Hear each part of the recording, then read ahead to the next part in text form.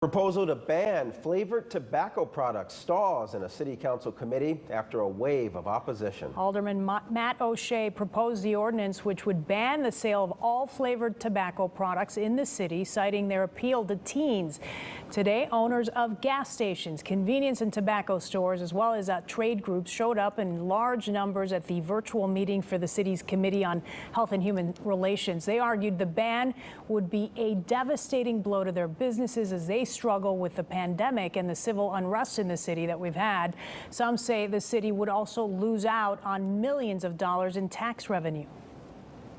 The ones that the adults have a right to use, that have been using for years and years, and that can potentially drive up the illegal market, I think it's important that we make that distinction and we do what's right in the best interest of the city.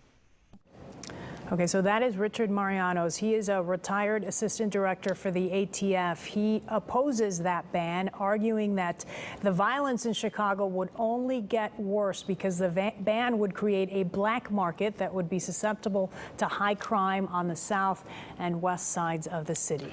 Joining us now is Alderman Matt O'Shea, who proposed the ban on flavored tobacco. Good evening. Thanks for your time.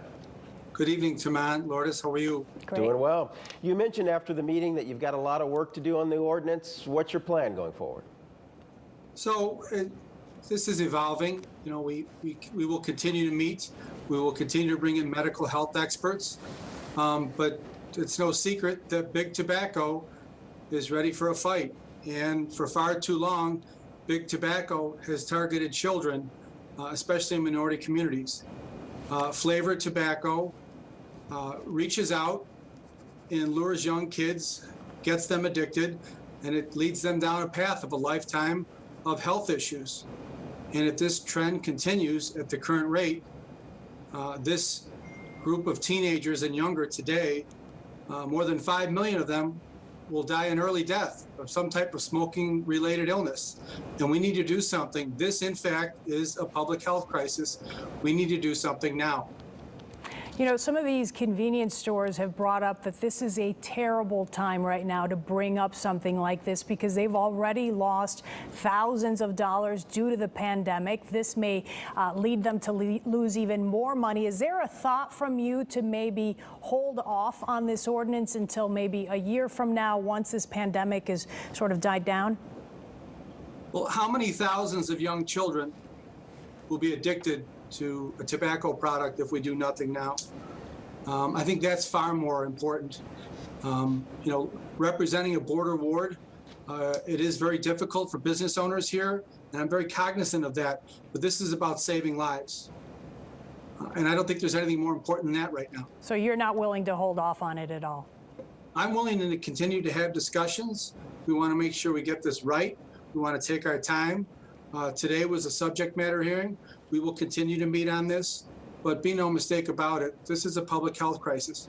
You mentioned the concern about children and teens. Why ban use among adults? Do you find that teens are using pipe tobacco products? I have not seen evidence or any medical health testimony about pipe tobacco, but most certainly they're not just targeting teens, Taman. They're targeting 6th and 7th grade kids, 11 and 12 years old. 11 and 12-year-olds. You know, I'm the father of 3 teenagers. I've seen this in my community, and we've seen this in communities all across our city, frankly, all across our country.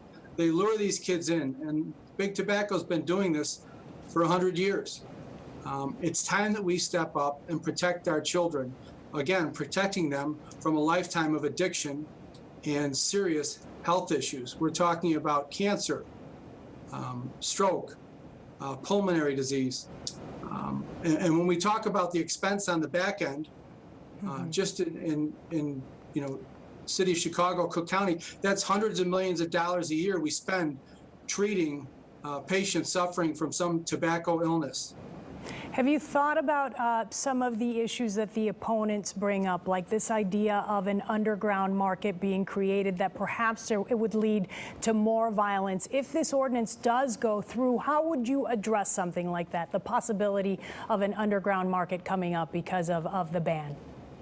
We have had early discussions with Department of Business Affairs and Consumer Protection for the city. We've also been having discussions obviously with Chicago Department of Public Health, and we will continue to have those discussions to make sure we get this right. And most certainly, my colleagues, particularly on the west side and the south side, have been very clear about that is a current problem in their communities.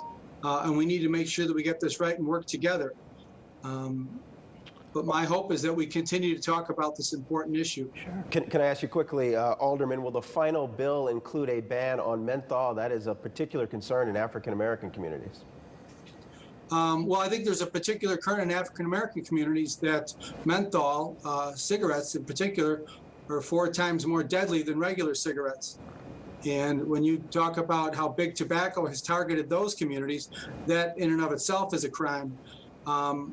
Right now, the current legislation that is up that we are discussing includes menthol, but we will continue to have those discussions moving forward. Okay, Alderman Matt O'Shea, we appreciate your time like always. Thank you, sir. Thank you, Lourdes Tamant.